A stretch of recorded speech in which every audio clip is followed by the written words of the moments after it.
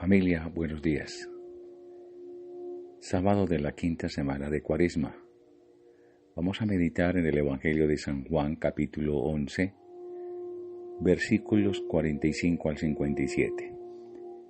En el nombre del Padre, del Hijo y del Espíritu Santo. Amén. En aquel tiempo, muchos judíos que habían venido a casa de María, al ver lo que había hecho Jesús, creyeron en él.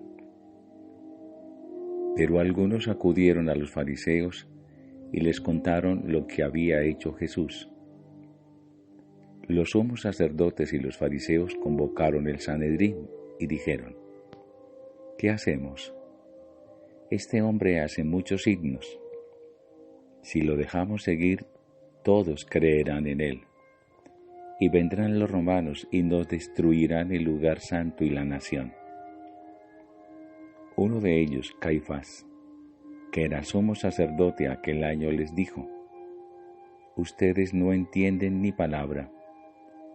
No comprenden que les conviene que uno muera por el pueblo y que no perezca la nación entera.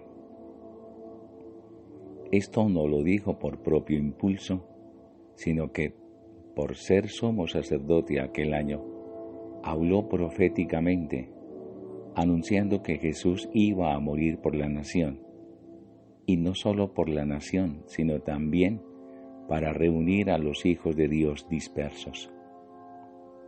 Y aquel día decidieron darle muerte. Por eso Jesús ya no andaba públicamente entre los judíos, sino que se retiró a la región vecina al desierto, a una ciudad llamada Efraín, y pasaba allí el tiempo con los discípulos. Se acercaba la Pascua de los judíos, y muchos de aquella región subían a Jerusalén antes de la Pascua, para purificarse. Buscaban a Jesús, y estando en el templo se preguntaban: ¿qué les parece? ¿Vendrá a la fiesta? Los sumos sacerdotes y fariseos habían mandado que el que se enterase de dónde estaba les avisara para prenderlo. Palabra del Señor. Vamos a meditar un momento y a dejar penetrar la palabra de Dios en nuestro corazón.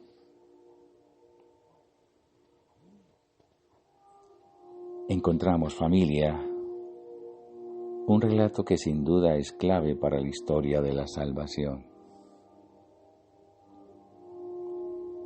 Se trata del acto en que se decreta oficialmente por el Sanedrín la muerte de Jesús.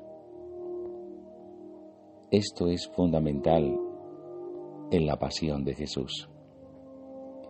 En primer lugar, se nos narra la doble reacción de los judíos ante el milagro de la resurrección de Lázaro. Unos creen, otros denuncian el hecho ante el Sanedrín. La perplejidad de los sumos sacerdotes y de los principales se expresa en la siguiente pregunta: ¿qué hacemos? Las palabras que siguen ponen de relieve la ceguera de esas autoridades, como tal vez ahora puede pasar. ¿Por qué este hombre realiza muchas señales? La confesión que Jesús realiza de muchas señales debería de ser una invitación a creer en Él, pero se convierte en un motivo para darle muerte. Si le dejamos que siga así, todos creerán en Él, y vendrán los romanos y destruirán nuestro lugar santo y nuestra nación, dice el texto. Probablemente el evangelista tiene ya presente la destrucción de Jerusalén del año 70, y de esa manera estas palabras están llenas de una dolorosa ironía. Pero uno de ellos, Caifás, que era el sumo sacerdote de aquel año, les dijo: vosotros no sabéis nada ni caéis en la cuenta de que os conviene que muera uno solo por el pueblo y no perezca toda la nación. Estas palabras de Caifás, desde el punto de vista humano, eran un juicio político y moral, pero el evangelista ve un sentido mucho más profundo y lo atribuye a la cualidad de sumo sacerdote que tenía Caifás. He aquí cómo lo interpreta el evangelista. Esto no lo dijo por su propia cuenta, sino que como era sumo sacerdote aquel año, profetizó que Jesús iba a morir por la nación, y no solo por la nación, sino también para reunir en uno a los hijos de Dios que estaban dispersos. Estamos aquí ante una de las frases que más profundamente expresan la finalidad de la venida y el sacrificio de Jesús. Es un sacrificio redentor y no solo en favor de los judíos, sino de todo el mundo. Esa redención traída por Cristo tiene como característica la unidad de todos los creyentes.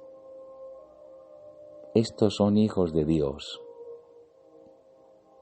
El Evangelio de hoy termina con estas palabras. Desde este día decidieron darle muerte. De tal manera que la suerte de Jesús está echada. La sentencia está pronunciada.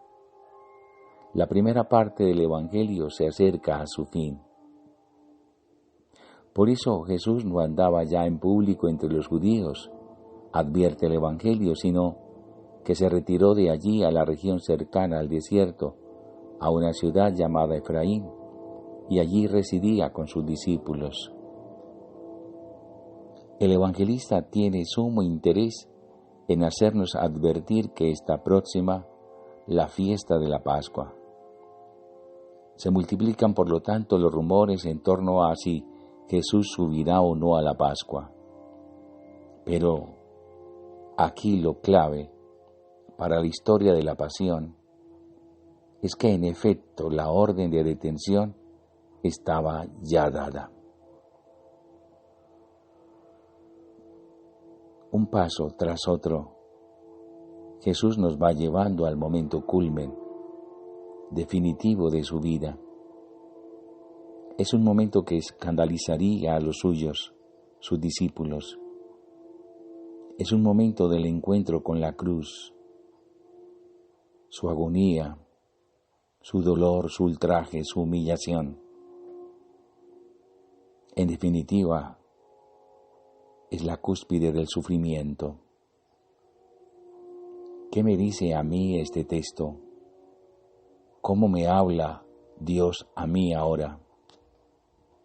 ¿Cómo logro entender en la realidad que estoy viviendo y que el mundo hoy padece este momento cumbre en la vida de Jesús? ¿Cómo este texto ilumina mi acontecer? Pero también es muy importante, ¿qué le digo yo a Dios y a Jesús a partir de mi meditación en este día? Amén.